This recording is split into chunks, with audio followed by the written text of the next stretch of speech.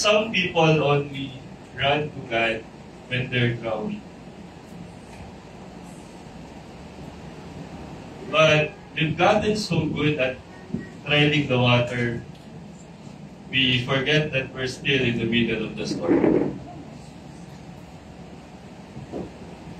Mga kapatid, as a human being, we've practically mastered the art of survival. We smile through our struggles. Diba doon kilala yung Pinoy? Tagtad ka na sa problema, nakangiti pa rin. We function through our fatigue, kahit pagod ka na. And we convince the world, sometimes even ourselves, that we're okay. But deep inside, we know that there's something missing. A philosopher once said, no, we often struggle in imagination than in reality. But in a spiritual sense, no, I believe it's the opposite. Sometimes we struggle in reality while imagining that we're okay.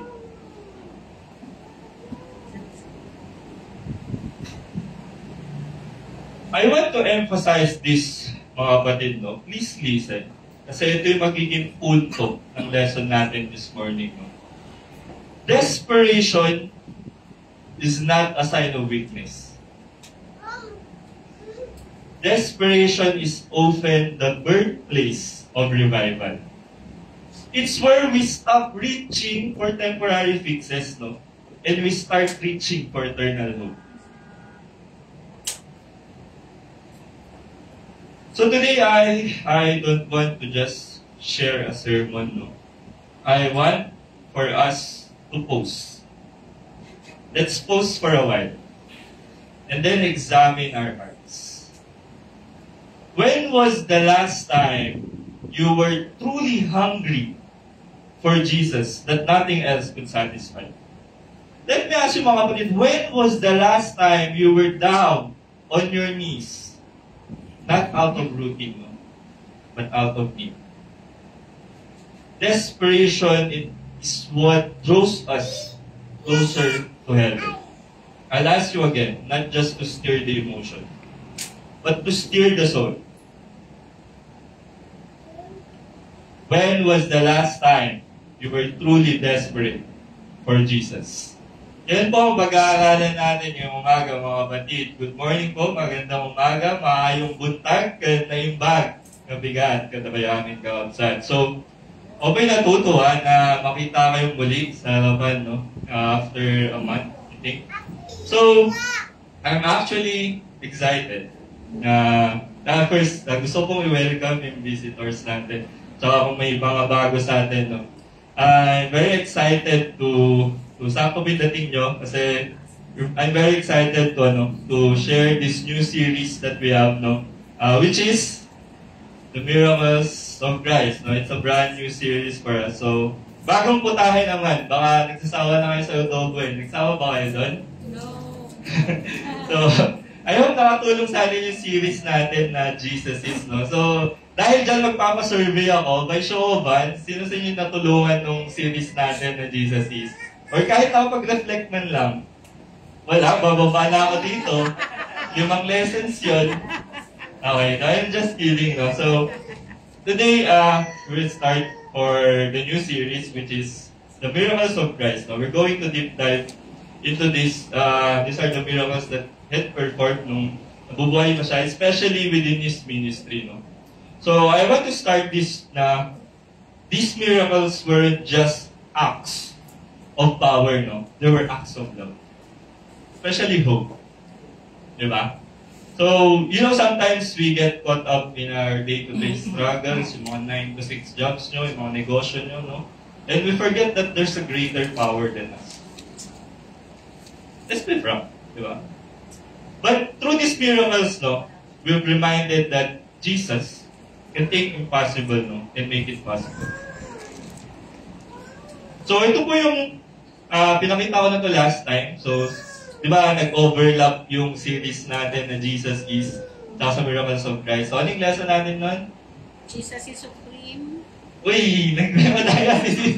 May notebook. No? Thank you, sis, ha. Na-appreciate ko talaga yung mga ganyan. Thank you, sis. So, Jesus is supreme. Tama yun. So, ang miracle na ginawa niya is walks on water. So, dun natin pinag-aralan yung part na yan. So, what if I told you, mga kapatid, no, that every of this miracle, Jesus performed it.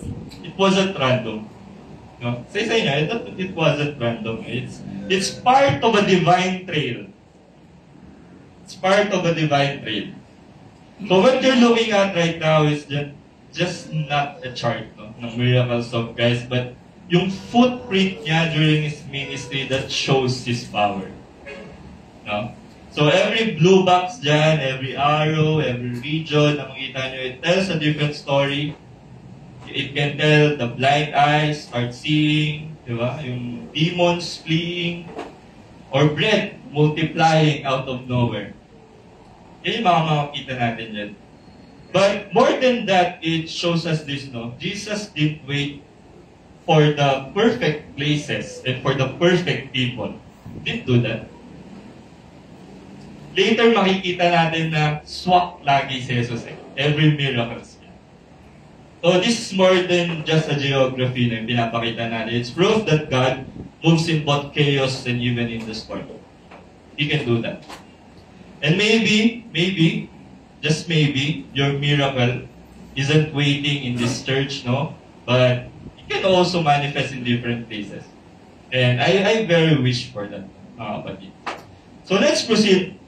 Bakit ba natin kailangan pag-aralan yung miracles of Christ? No? Na-share na natin siya previously. I just want to review it. First is yung revelation of His divinity. Yes, mga kapatid. Foremost, yung miracles of Christ, it shows the revelation of His divinity. Jesus is divine. Okay? They are more than spectacles for us. No? They are signposts from heaven. From heaven itself. And when it comes the storm, di ba? Nung napag-aralan natin yun, even yung mga apostles, who is this man that even the wind follows him, di ba? Sa Mark. But then we know that that wasn't just a man in the boat, no? That was God in the flesh. So next thing is the confirmation of His teachings, no? His teachings were being confirmed after these miracles, no? Come on now, no? Jesus didn't just speak the truth.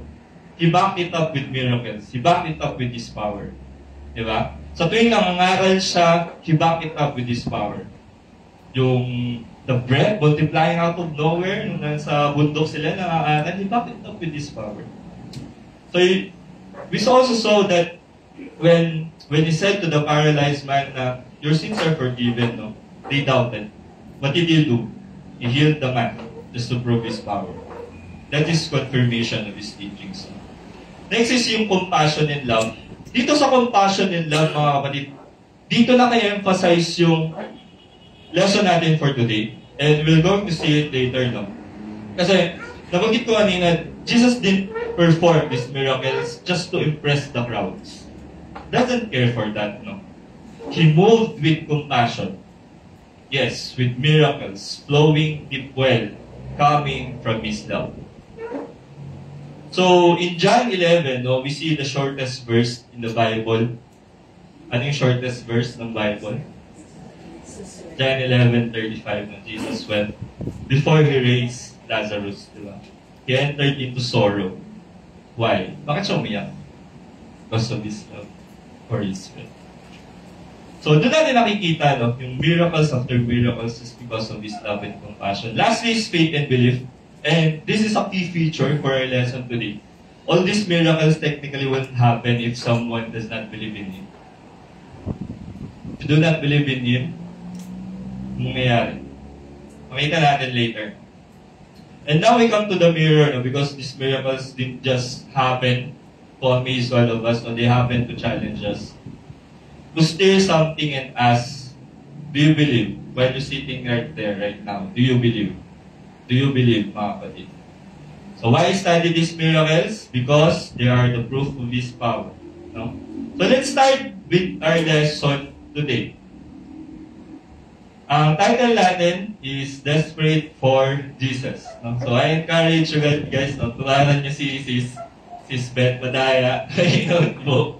So, ganyan din ginagawa ko, nagnonote ako sa phone ko. But I appreciate kung pipicturean niyo siya, ganyan, okay lang sa akin. So, this morning as we open this lesson, no, the opening is we have two different lives in this story intersecting in a powerful way. So, mayroon tayong dalawang characters dito sa Bible. And one is the man named Jairus, no? Where I believe you stumbled with this story, but I'm going to tell you this, we're going to tackle this in a different way. No? And the next one is the woman that is suffering for almost 12 years. Yung kung ano yung desperation niya, later makikita niyo, no? And both of these characters, no, when hope seems lost, I know we've come to that point, no, when you think all hope is lost. Mararamdaman natin yan yung magas pagtakal natin. So my prayer today for us is open our hearts, no. We could mirror these stories in our lives, no. Whether your life feels steady, okay ka, then that's fine, no? We're happy for that, no? Or even right now while you're sitting there, you're at your lowest point. So this lesson would be suited for all of us. No? So let's not wait for desperation. Actually, we need to find our hope and where hope lies. No?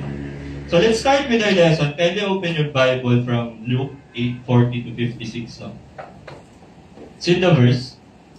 And so 40, and it came to pass that when Jesus was returned, the people gladly received him, for they were all waiting for him. And behold, there came a man named Jairus, and he was the ruler of the synagogue. So I want to give a context, no.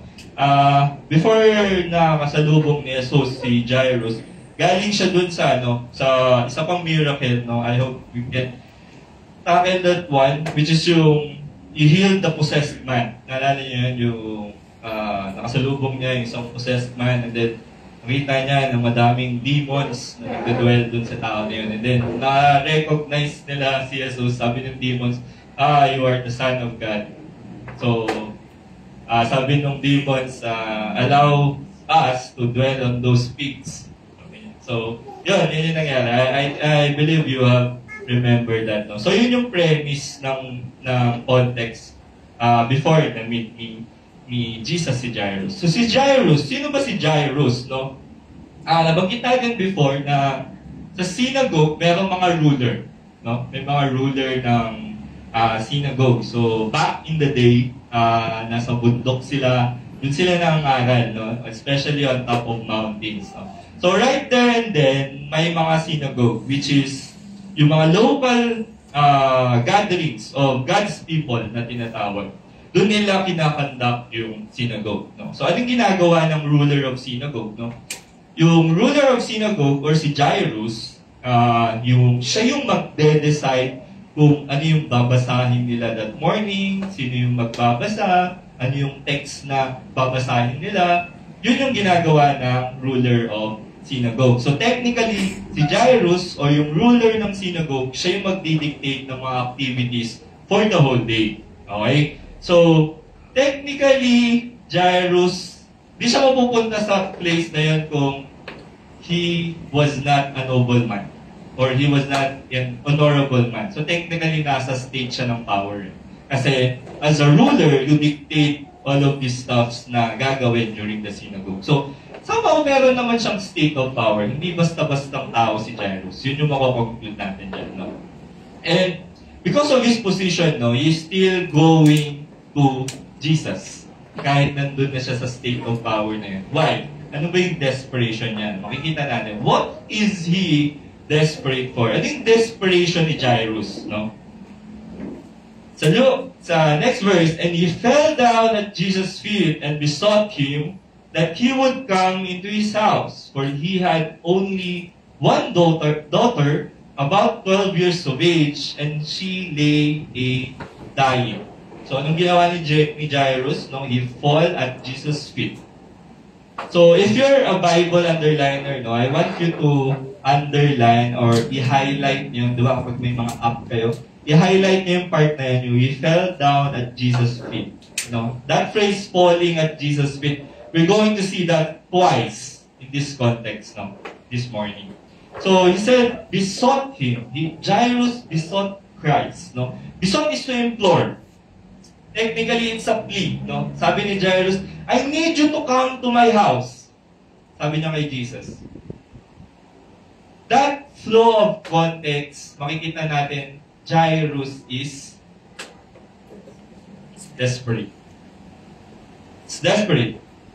Why? Why does he want for Jesus to come to his house? No?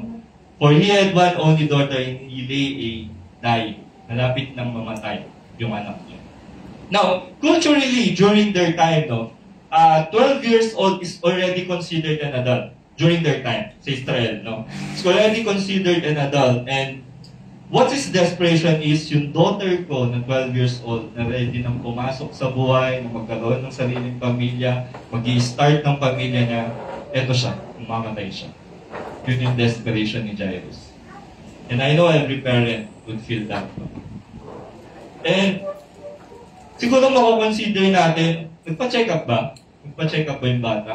Meron bang tumingin sa kanya? Obviously, meron, no? Kung mahal na mahal ni Jairus yung anak niya, pinatingnan niya yan kahit lahat sa doktor yan. Kung halimbawa si Chris Aquino, magpupunta yan sa ibang bansa para lang magpatingin. Ganon na ganon yung gagawin ni Jairus. But we see yung result, his daughter still dying. Still about to die. So, what did he do? Falls at Jesus' feet because of desperation. Let me ask you a question again, mga kapatid, no? Are we desperate for Jesus like this? If we are encountering probably outside sa context ng pinagdadaanan ni Jairus, are we desperate for Jesus like this? No? Maybe you find yourself in situation this morning when you tried everything else. You've done everything else. Diba? Are you desperate for Jesus this morning, mga kapatid? Kailan makakasagot yan, no? This ought to be the heart that we have as a believers, no? I want us to mirror Jairus, no? Sabi ko nga kanina, desperation is not a sign of weakness, no? Jairus was desperate. No? That every time that we are desperate of something, we would run. We would run to the Father and ask. We would run to the Father and pray. Through Jesus' name. That's what we do. We're desperate. So, moving forward with the story, no?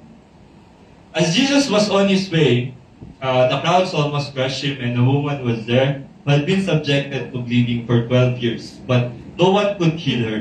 I want to emphasize this part of narration sa Bible, no? Makikita natin yung narration na to sa Bible. Ang tawag dito is yung sandwich stories. Di ako nagsisinungaling, guys, ha? Sandwich stories to. Mapapansin nyo yun sa Bible. Kung mapapansin nyo, merong story na nandito, di ba? Si first part of the story, si Jairus. Tapos, magtataka kayo, bakit biglang tumalon yung Bible? Meron na namang bleeding woman. So, yung story ng bleeding woman is nandito. Tapos, another story, babalik kay Jairus. Every time na nag-narrate yung Bible, may ganito. Another example is yung another miracle mapagdadaanan natin when Jesus curses the fig tree. Alala niyo yun? When he curses the fig tree, papunta siya sa temple, tapos yung ginawa niya sa temple, yung nagalit siya kasi ang daming nagbabarter and exchange, and tinaob niya yung mga table. And then, nung pabalik na sila, nakita ng mga apostle, yung kinurse ni Jesus na namatay na. So, yun yung mga sandwich stories na tinatawag sa Bible. No? Eh, nakita natin ulit yan dito. So, ano yung naka-sandwich na story? The story of the bleeding woman. So, Jesus goes with him for the second half of this of the verse 42, no, as Jesus on his way.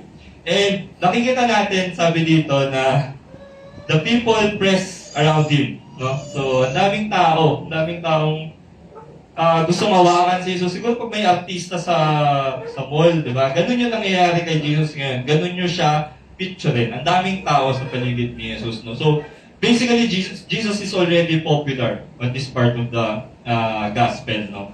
from the point na, yun nga, from yung mga tao, nagpupunta na from different countries, even outside Israel, naririnig nila yung mga miracles of Christ, no? So, the crowd is basically massive, no? And there's Jesus on the center of it. Yun yung background ng story niya. So, back tayo sa woman, no? Ano yung desperation naman ng woman, no? She is bleeding for 12 years. I know boys could not, relate to this, no? But yung mga woman, yung mga proud mothers natin, sila yung relate dito sa part na to, no? So, she's been bleeding for 12 years, no? 12 years, continuous bleeding. Imagine that, no? Siguro kung may girlfriend ka, 12 years ka rin tinutoyo ng girlfriend mo, di ba? Ganun siguro yung nangyayari. Sa 12 years, imagine that, that's practically a worthy thing for being desperate, no? And, hindi lang doon natatapos Kasi, if you're a bleeding woman, technically, during this time, you will be labeled as unclean. Unclean. No? According sa Levitical law, Leviticus, if a woman is in discharge of blood, no, and it's outside her normal cycle, she will be considered ceremonial unclean. So, ang mga unclean, hindi sila pwedeng pumasok sa service. Halimbawa, nag-church tayo. Pag unclean ka, hindi ka pwedeng pumasok sa service. That's a Levitical law, yung mga Old Testament. And then, another thing is yung social isolation. Dapat isolated ka lang sa isang place kapag may discharge of blood ka. And last thing is yung emotional and yung financial toll nito sa babae na yun. That's why we know that she was desperate. Feeling isolated for 12 years. Diba? Nung ano pa nga lang, nung ECQ, ganyan, diba? Tika ako mabaliw nun, mag-isa ko nun sa Makati, diba? So, if being isolated for 12 years dahil lang sa condition mo, that's technically a worthy thing for being desperate. So, that's the desperation of the woman. Why she was desperate? She was totally helpless. Totally hopeless. She's labeled unclean. No one wants to be with her, no? Kasi dahil dito sa condition niya. Now, I've been trying to wrap my brain around this, no, wherein going to figure out, siguro, nagpagaling din siya, sabi dito sa, she's considered checking with different physicians, siguro with different doctors, pero wala nakapagpagaling sa kanya. That was her desperation. 12 years straight, no? Moving on to the story. In 44, came behind him, then ang ginawa ng babae, and touched the border of his garment. And immediately her issue of blood ceased. Stopped. So yung issue of blood, yung sakit niya for 12 years, basically, with a snap, it stopped. She came behind Jesus, no? Touched the, garment, fringe, nung garment ni Jesus, no? Two things real quick, no? Sa Luke chapter 6, verse 19, if you could open that.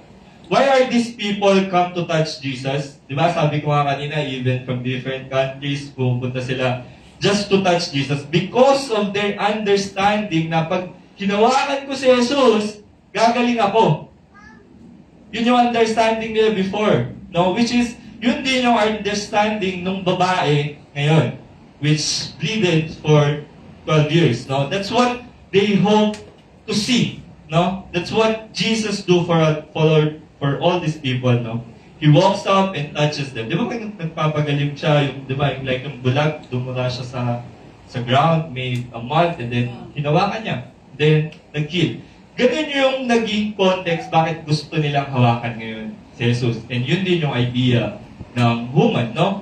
And now it specifically says here that she touched the fringe of his garment, no? We're going to get nerdy. Magiging nerd tayong lahat sa part na to, no? Fringe of his garment was a thing called raspadon. if you have read it before, Kraspadon. Yung Kraspadon, it's what our Jewish friends were up to this day. Ginagamit niya kapag naglalakad sila. Yung, di ba, sa Jewish kasi may dalawang yung sect yung Jewish. So, may Judaism, may Messiah. Yung Judaism, yung di sila naniniwala na si Jesus yung Messiah. Messiah naman, technically naniniwala sila. So, during the past, so yung mga Jewish friend natin, up till now, suot nila yung Kraspadon na yan. Yun yung tassels, no? Yung mga tassels beneath their shirt. Ito yun. Yan. So, legit yan. Yan yung drawing lang yan. Pero yan yung illustration ng Kraspadon, yung fringe of garment na hinawakan ng babae. Now, ano yung relation ng fringe of garment na to? If you open our Bible in Numbers chapter 15, no? If you read the Greek version of the Old Testament, Kraspadon or tassels. Okay? Yun yung nakalagay sa Numbers chapter 15. Now, the fringe of the garment, no? Yung fringe of the garment, it was inutos sila sa mga tao before, sa Numbers, na isuot nyo tong tassels na to so that this is the testament that you belong to God. Yun yung dahilan bakit nila sinusuot yung Kraspadon or yung tassels. That it's a testament and remembrance that they belong to God. No? That's what from Numbers chapter 15. No? And technically, it was a constant reminder for them. Reminder for what? Reminder that they should be desperate for the Lord for their entire life. Yun yung context ng Kraspadon. No? So, we see this woman in a desperate situation, no? Reaching out dito sa Kraspadon or sa tassels na fringe. No? And when he grabbed that Kraspadon, no, she was actually reminded that she belonged to God. And what came, diba? What came along that, no? See the connection and the attention to the detail ng Bible, diba? Napag-connect natin yung Numbers 15 sa Gospel dito sa Luke, diba? Just because of this Kraspadon. Or yung fringe, which was the testament that she belonged to God. So what's happening here, di ba? She reaches out dun sa garment ni Jesus and immediately yung bleeding niya for 12 years, it stopped. It stopped. Moving forward, ano yung nangyari after she touched, no? Sabi ni Jesus, who touched me? Nagtanong si Jesus, who touched me? When they all denied it, Peter said, Master, people are crowding and pressing against you. Sabi ni Peter sa kanya. But Jesus said, someone touched me. I know that the power gone out of me. So this was a personal encounter for Jesus, no? And titignan natin saan siya nakatuon. Doon ba sa nag-touch sa kanya? Bakit siya tinouch? Ano yung result ng pagkakatouch sa kanya? Yun yung mapipicture out natin dito, no? So let's picture this. Sabi dito, Jesus is surrounded by many people. Sipin mo ang daming tao, siguro kasya sa isang mall or isang arena. Ganong karami, no? And it's chaotic and it's crowded. And then, suddenly, he stopped, no? Jesus stopped. And then, magtatanong siya, who touched me? And then, natatawa ako sa tuwing sumasagot si Peter, di ba? Or sa tuwing may ginagawa siya. Sabi ni Peter, Lord, seryoso? Sino ba namang hindi makakatouch sa'yo, no? Ang dami-daming tao dito, no? Kung papakulitin niyo yung imagination niyo, baka ganun yung pagka-deliver ni Peter, no?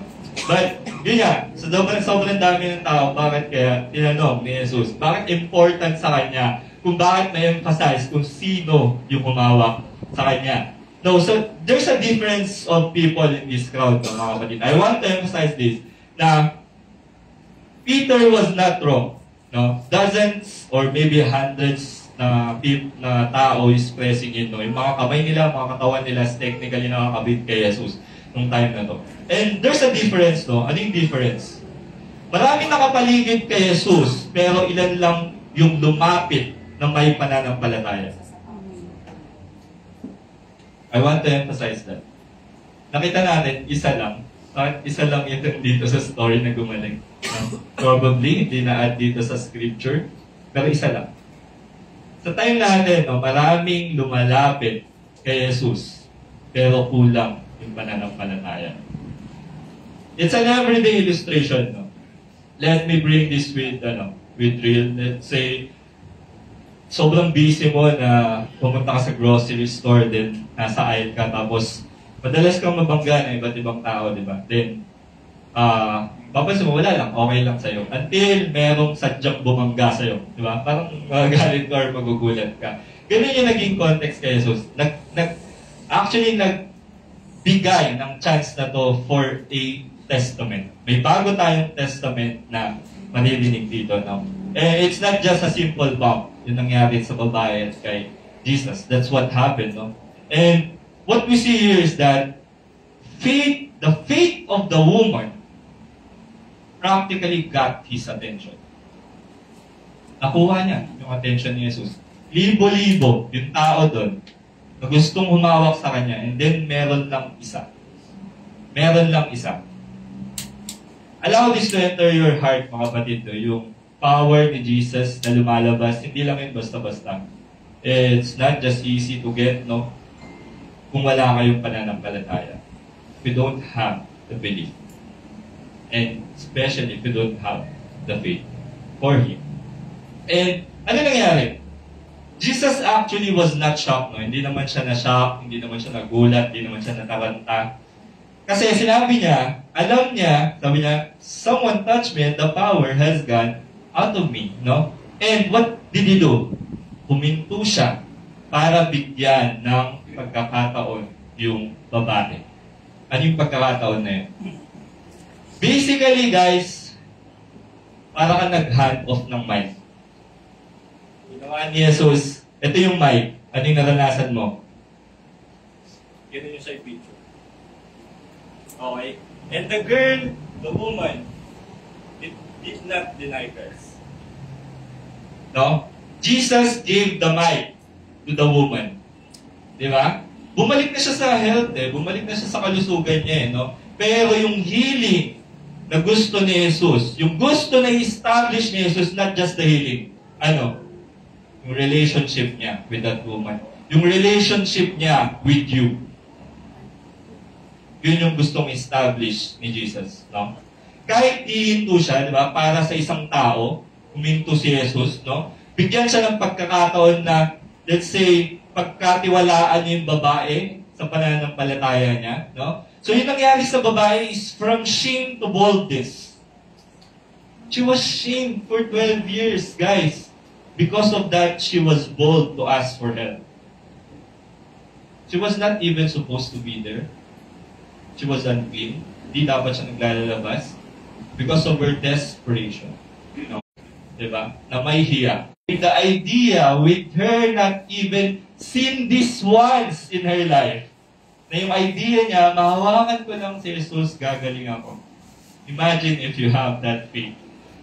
Wala ka mang sakit ngayon, ano man yung problema mo, imagine if you have that faith. Like the woman. Anong ginawa ni Jesus nung nagsabi ng babae? Hindi niya pinahiya. Bagkus, tinanong niya yung babae. Sinong kumipo sa akin, no? Ganun natin, actually, may papakita yung faith na meron tayo, no? For us to speak up. For us to have these actions, no? And when we wanted God so hard to move in our lives, no? Even in the times that we're struggling. Especially when we're struggling. No? Kapag nagsabi tayo na, okay lang ako, kahit hindi. When we hope that we need God without even drawing attention to ourselves. Di na tayo nakafocus sa sarili natin, sa Diyos natin. And then, Jesus said, I see you, no? You're not just part of the crowd. Sasabihin ni Jesus sa'yo. You're not just part of the crowd. So, two ways na hindi natin mapapalampas sa part na to. Si Jairus, dumating siya na may lakas ng loob. And then, the woman, kasi diba, si Jairus, leader siya, respetado. And then, yung woman, magkaiba, dumating siya na may tinatago. Actually, diba, dumating siya doon na hindi dapat siya nandun. So, pero sa parehong instances na to, these two different instances, no, nakita natin yung love ni Jesus. No? Later pa kasing kay Jairus. So, everything was aligned, no, because of this faith. No? Hindi natin hindi mahalaga kung paano siya darating. Ang mahalaga, darating siya. Whatever you are hoping for, darating siya. Because of your faith. Kung tatakbo kay Jesus na may tapang tulad ni Jairus, no, ay lapit kay Jesus na may takot ng pananampalataya katulad ng babae, that's the important thing. Whatever the status of your life, makikita natin, si Jairus ang leader. Yung babae, she was unclean for 12 years. So, lesson, kung may pananampalataya ka, hihinto siya para sa'yo. Okay? So let me ask you this, no? Kasama ka ba sa crowd? Kasama ka ba sa crowd? Na tuwing linggo lang, naka-Jesus ka? Ikaw ba yung part ng crowd na yun? Or ikaw ba yung taong may pananampalataya na lumalapit ng kusa sa Diyos? Only you can answer that, mga kapatid. Let me move on in the story, no? Sa 47, then the woman seeing that check ko lang plan. So, then the woman seeing that she could not go unnoticed, no, came trembling and fell at his feet. In the presence of all the people, she told why she had touched him and how she had been instantly healed. Mga kapatid, if there's one place we're meant to be, where is it? It's the feet of Jesus. Falling down before Him, mga kapatid. Maybe you're here today, no? And everything's going great. Siguro, promotions, celebrations, no? We're very happy for that, no? And even your relationships may be thriving, your health is in top shape, no? Tanong ko lang, sa mga panahon na yun, where's the best place that you can be? At the feet of Jesus, thanking Him, thanking God. Or maybe you're just coasting, no? Nothing major, steady lang ang buhay-buhay, walang drama, full of routine, steady and safe, no? Where's the best place that you can be? Still, at the feet of Jesus. Let's be real, no, mga kapatid. Some of you might be here, everything feels like it's falling apart. May mga part din yun. May mga part na okay, may mga part na steady lang. But meron din mga part na you feel everything is falling apart. Maybe right now while seated there, your heart is broken. Or your dream seems out of reach, no, mga kapatid. And prayer seems to be unanswered. Still unanswered. Where do you want for yourselves to be? Should be at the feet of Jesus. Sa paanan ni Jesus, mga kapatid, in the middle of your desperation, in the middle of your confusion, confused ka man, dami kang mga problema, kasi naman mga problema dito, di ba? Bibigyan ko. Joke lang. So, even if you're the safest and the holiest, no, the place that you will be is the right at His feet. No? I remember hearing about a firefighter, no? Nung ini-interview yung, ano nga yung firefighter? Bumbero. Bumbero, ini-interview yung bumbero. Sabi niya, tanong sa kanya, how did you know where the child was? Tanong dun sa bumbero. And he said, I just got down low. I just got down low. I knew during a fire, the safest place is always near the ground. Always at the floor.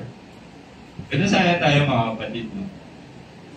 In times of fire in our lives, no, when smoke is everywhere, wala ka nang makita, siguro you're being choked up with problems because of this smoke and fire, no?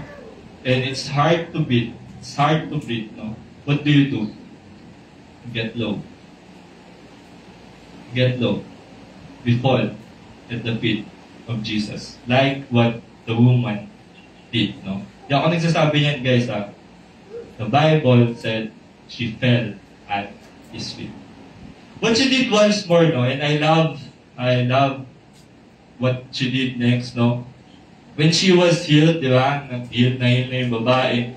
Ano ginawa niya? She didn't walk away, guys. Ito na yung testament. She didn't walk away, no? What she did was, she came trembling. Ibig sabihin, she came back. Or tumayo siya. Di ba? Ako yun. Ako yung humawak sa'yo, Jesus, no? She did not fall out of embarrassment. Diba? At first, diba, she bleeded for 12 years. But she did not fall out of embarrassment. Inako niya, Lord, ako po yung humawak sa'yo. And I want you to do that. Sabihin mo, Lord, ako po yung tumatawag sa'yo. Don't deny your feelings in front of God, guys. Lord, ako po, inaangat ko po yung kamay ko. Ako po yung tumatawag sa'yo. Imagine that courage, no? Ilang taon, 12 years, paulit-ulit. She was shamed for 12 years. She was an outcast. Guys, but in front of everyone, she stood up and said, this is what Jesus did to me. Ito na yung testament niya. Perhaps we have our own stories, no? We may not all, our stories may not all physical, like yung babae, no? We all have different stories. Maybe you were not bleeding for 12 years, no? But maybe you were bleeding emotionally. Maybe you're bleeding emotionally. For 12 years. Siguro for 12 years din. For 12 years, you're angry at this world. For 12 years, you were addicted. For 12 years, you were a selfish man. Until you met Jesus. Until the woman met Jesus. And he didn't just patch up, no? Hindi lang ipapatch ni Jesus yan. It will clear up, no? It will clear up. It will heal you. So makita natin dito yung shame versus her testimony. Now listen to this, mga kapatid, no? The woman could have stayed silent. Di ba? She could do that. The woman could stay silent, di ba? After she was healed, di na nga dapat siya nagpakita, di ba? No? But, di ba, she could have kept yung healing niya by privately. Di ba? Maintindihan mo siguro ng tao yun, di ba? Malaking bagay yung bleeding sa panahon nila. She could have slipped in the crowd. Sobrang daming tao. But what she wanted is for her story to be heard. Ganun sana tayo, mga kapatid. Huwag niyo sarili yung mga blessings niyo, no? Bigyan niyo sa akin. So, ganun yung mga testimony. Iba yung nagagawa ng testimony sa buhay natin, eh. Pag sinabi ko sa inyo, guys, na ulubi ako dati for 12 years, na nagbabalat ako ng buto dyan, nangangalakal ako, nagbabakal bote ako. Sasabihin ko sa inyo, may sasakyan na ako, may kondo ako. Dahil kay Jesus, dahil sa Diyos. That's a testimony. Sobrang laking bagay na yan para sa mga kanilig. I tell you guys, tell you that with experience. So, listen to different stories, no? It's for the people who need to hear it. It's for the people that need to hear it. And it's for the people that needs healing. No? From desperation, nakita natin, from desperation to deliverance. Ngayon, ano ngayon yung iisipin ng mga nakakita, mga nakarinig ng testimony? Di ba? Na napagaling tong babae na to na bleeding for 12 years. As a first sight, no? Kung nandun ka sa part na yun, gusto ko mag-travel back in the past, di ba? Kung papapiliin ako, if travel the future or the past, napas ako eh. Gusto kong makita first hand yung mga ganitong bagay. No? Imagine niyo ano yung iisipin ng mga first hand na nakikita. Yung mga first hand na nakikinig. That's how powerful yung isang testimony. She was desperate, no? And she had no other options. And then she saw a doorway. a doorway for deliverance. And what did she do? She took it. If God is calling to you, shows you a doorway, take it. Take it. Maybe you're here today, no? Maybe you're like her, like the woman, and at the end of yourself, no, and you need to reach out and touch Jesus, talk to Him. Pray. Pray to God. Pray to the Father. So, He's not far, no? Jesus is not far. He's always near. He's always waiting, di ba? Sabi dito, He's always waiting for you to fall at His feet. Not literally, no? Na parang fall at His feet. Pero ako gagawin ko yun. I will fall at Jesus' feet, literally. What we're telling is, give everything to Him. Surrender everything to Him. Yun yung fall at His feet. So, you may be broken, no, with you've gone so far. You may be ashamed. You may be feeling unworthy. No, maybe you're tired, no? Kasi feeling mo disqualified ka sa buhay na to. Sa dami ng problema mo. But what you need to do, fall at His feet. Let's move on to the story, no? And this shows the unwavering faith of the woman. Di ba? Yung part 4 ng item natin kanina, faith and belief. So 48 says here, then He said to her, daughter, your faith has healed you. Go in peace. Sabi ni Jesus, your faith has healed you. Sinabi ba ni Jesus na, itong damit ko, ito yung nagpagaling sa'yo? Sabi sinabi niya, bakit kamakailan lang, ang dami kong nakitang naghahagis ng mga bimpot pa niya kung saan-saan. Sinabi ba ni Jesus na, itago niyo itong damit ko itong tassel na to, para gamitin niyo siya in the near future? Sinabi ba niya yan? Sabi niya, your faith has healed you. So guys, huwag niyong gagayahin yung mga nagtatapon ng mga bimbo, ano-ano na yan. Your faith's the only one that could heal you. Sabi niya, daughter. Actually, this is the first time in the gospel na may tinawag si Jesus na daughter. Okay. Daughter, your faith had healed you. Go in peace. Sabi ni Jesus. So let's flip the scripture and land momentarily sa James chapter 1 verse 5. Sabi dito, if any of you lacks wisdom, let him ask God, who gives generously to all without reproach, and it will be given to him. So sabi lang, pero teka lang, there's a prerequisite. Sabi ng Bible now. James continues, but let him ask in faith with no doubting. For one who doubts is like a wave of the sea, driven and tossed by the wind. Sabi ni James, says, don't expect to receive anything from the Lord if you're doubting. If you do not have faith. Yun yung sabi ni James. Don't be double-minded, no? Don't be unstable, no? Magulong isip, magulong puso pag nangihingi ka. There should be faith. And that faith should be unwavering, no? Hindi ka aalunin ng basta-basta. Let's be honest for a moment, no? Let's be honest for a moment. How many times have you prayed, Lord, I need you, but I don't know if you'll come through? Or, God, I need a miracle, pero honestly, hindi ko alam kung nakikinig ka. Show of hands. Even once in your life, naranasan niyo ba yun? Show of hands. Let's be proud. That's technically you, no? Admitting that you can do this on your own. I admire you guys. That's admitting that I need God for me to come through.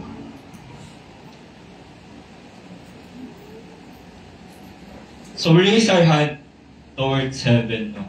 Raise your hand or even ask Him, no? Kasi pag nanghihingi ka, there's faith, no?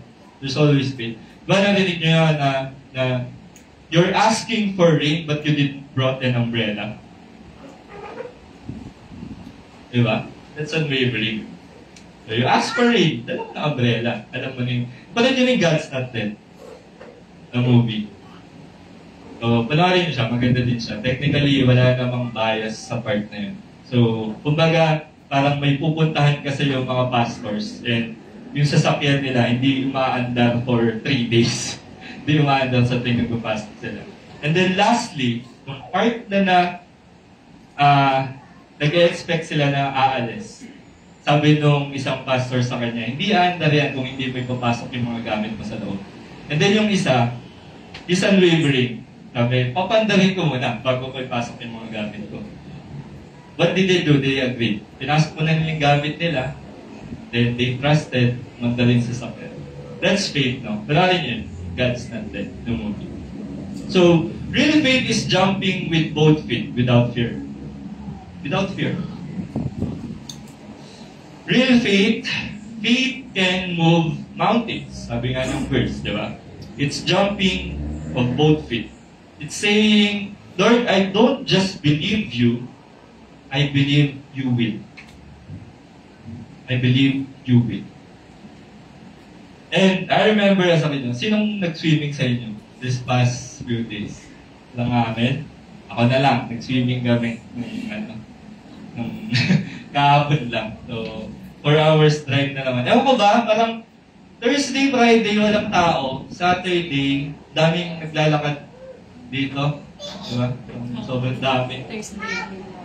Saturday, Friday. Tapos, kasi Saturday kahapon. Yun. Hindi ko na maalala. Basta, wala namang traffic. Ang dami lang tao. Tapos kahapon, uwi na kami. Galing kaming Batangas Park. Ang daming sasakyan. Ang daming nag-swimming. daming nagpunta sa dagat. So, nagpunta rin kami sa dagat. Just to make out of most of the time. Wala namang masama doon. So, I remember when I was a kid, siguro kayo din, pag nasa swimming pool kayo, then, tinuturuan kayo lumangoy. Sabi sa inyo ng parents nyo, talon ka na! Sasaluhin kita. Tatalon ka ba? Tumalon ba kayo? Siyempre, tatalon ka, parents ko. Pero paano pag ibang tao? Sasalo sa... Diba? You will doubt eh. You will doubt. So, ganyan yung gagawin natin. No? If Jesus tells you tumalon ka, it's a trust fall. Trust Him. Trust Jesus. So, don't even think twice, no? Jesus calls you. Just sleep and believe in Him. Moving forward, no? Listen ko na po mga kapatid. So 49, dapat ako kay Jairus. Ito na, kay Jairus na to. So when Jesus was still speaking, someone came from the house of Jairus. So na-establish na natin yung testimony and yung story ng babae. No? And ang nangyari, someone came from the house of Jairus, the synagogue leader, and said, your daughter is dead. He said, don't bother the teacher anymore. Ano sabi nung dumating? Sabi niya, don't bother the teacher anymore. Ay, wag mo nang tawagin si Jesus. Sabi ng tao. Kasi patay na yung anak mo. Let's stay with this for a moment, no, for a while. I know, especially sa mga parents, this word could be the greatest gut punch sa isang parent. Diba? Sabihin sa'yo na wala na yung anak mo. Imagine mo, pinaramdaman ni Jairus during that time, no? Your daughter is dead. Don't trouble the teacher anymore. So, yun yung nangingibabaw na emotion ngayon kay Jairus, no? Ano kaya, na-late ba ako ng dating? Ano ba itong nangyayari? Bakit nagpunta naman ako kay Jesus, pero namatay pa rin yung anak ko? Ano ba itong nangyayari? Sari-saring emotion na, siguro, yung naranasan ni Jairus. Is God, move on, sabi nung dumating. So, technically, can you feel that way? These words carry more than just grief. Kasi they carry a hidden message dun sa dumating. So, let's scrutinize these words na ginamit niya. No?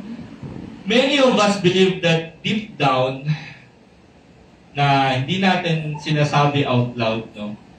Na lalo na sa ibang tao, siguro sa kanila, ang inisip nila, there's a limit to what God can do.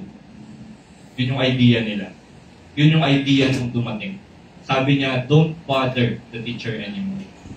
Or sabi nung dumating, there's a line he cannot cross. Yun yung iniisip nila kay Jesus. No? Healing, sige, pwede yan. Baka, kung buhay pa tong anak mo, baka mapagaling niya. Pero death, wag mo nang i-trouble yung teacher. Yun yung sinabi nung dumating. No? It's like saying na, Jesus, you can help me with manageable things, pero this is beyond you. Parang ganun yung pagkakasabi ng dumating. So this is the finality of the world, no?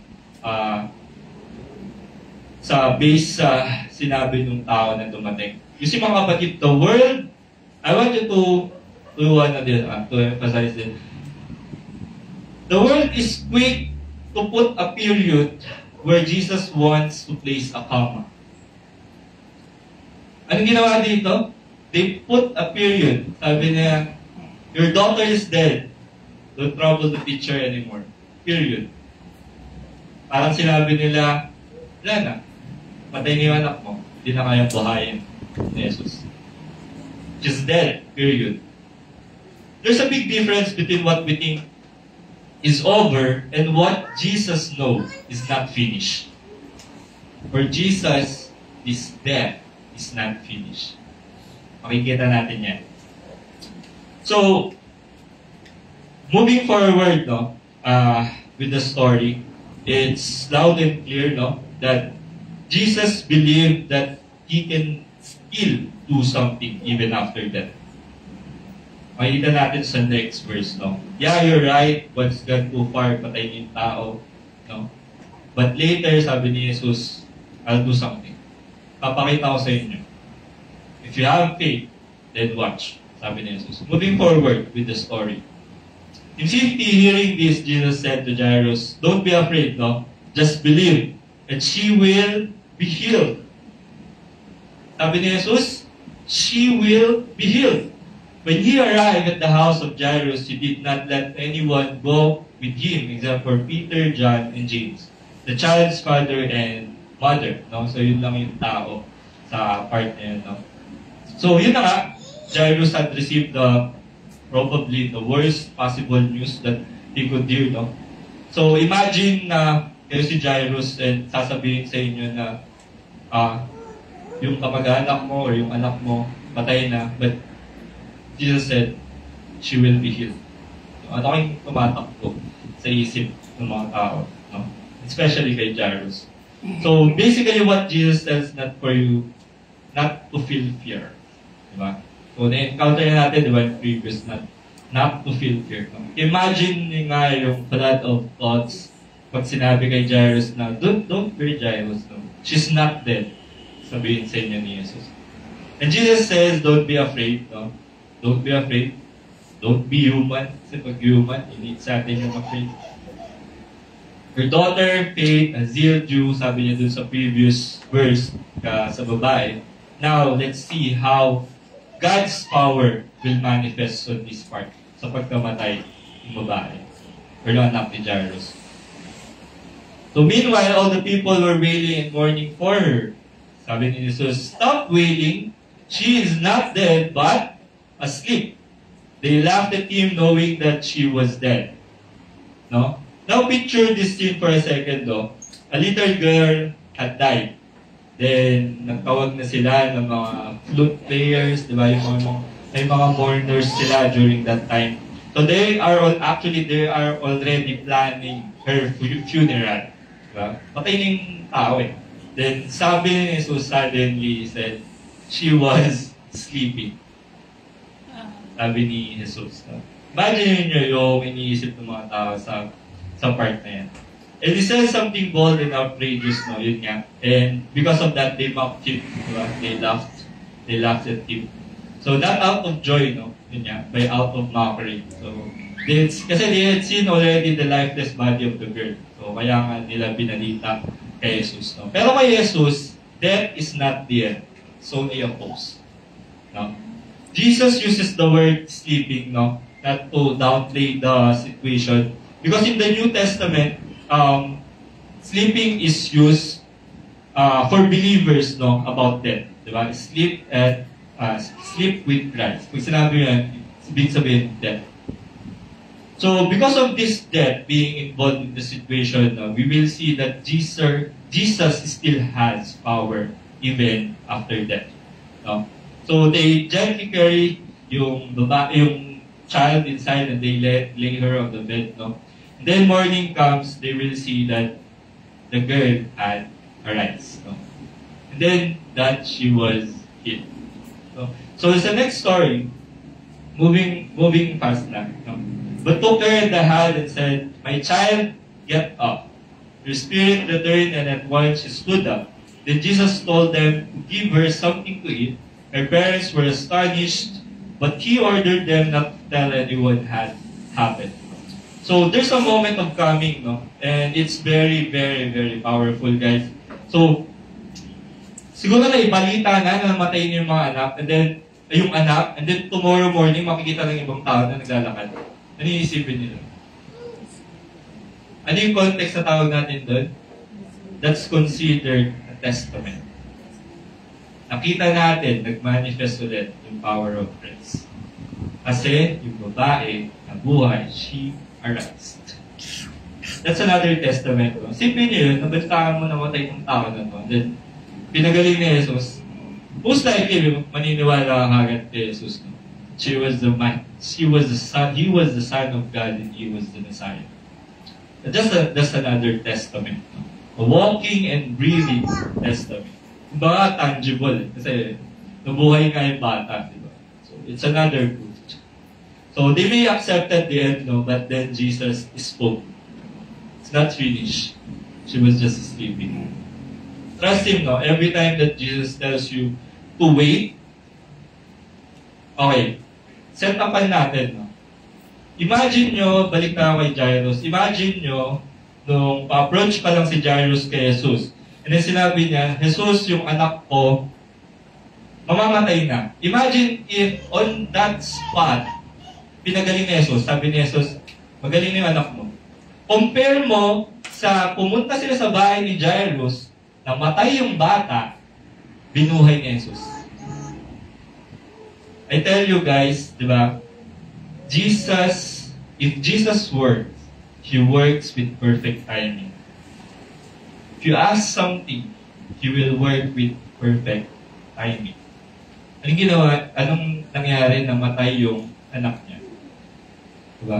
Guys, paulit-ulit natin sinasabi, if God is removing something from your life, He's preparing for you to receive more. He's preparing for you to receive more. Nakita natin yung stronger manifestation ng power of Christ. Moving on with the story in Colossians, why everything is being handled by Christ, why everything was created for Christ. In Colossians chapter 1, verse 16 to 17, for in Him all things were created, things in heaven and on earth, visible and invisible, whether thrones or powers or rulers or authorities. All things have been created through Him and for Him. He is before all things, and in Him all things hold together. Guys, mga kapatid, if He lets go, ano mangyayari sa atin?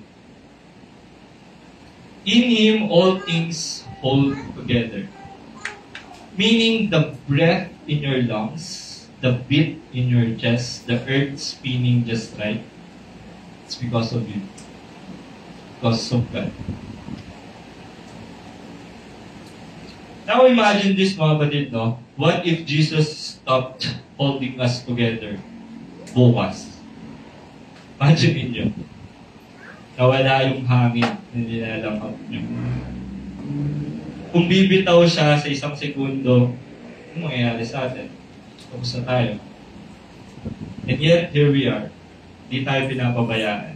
I see you're in good health, di ba? Thank God. We're here, nagkakasama tayo every service. So another question na ulit-ulit natin sinasabi, are we desperate for Him? Are you desperate for Christ when you need something? Are we absolutely, undeniably, deeply desperate for Jesus? Only you will answer that, mga kapatid. And another question, do we really recognize our need for Him? Alam mo ba yung purpose ni Jesus sa buhay mo?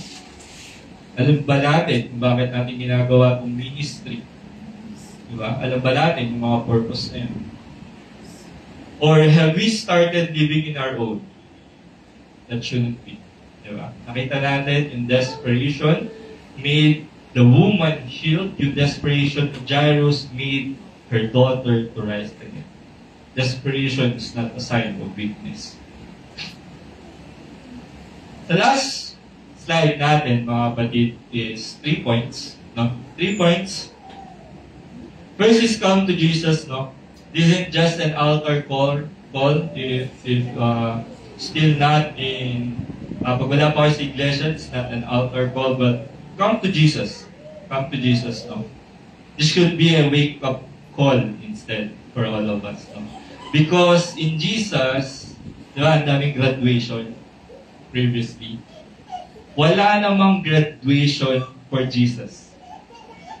Life starts with Jesus. Life stays with Jesus. You don't graduate for Christ. No?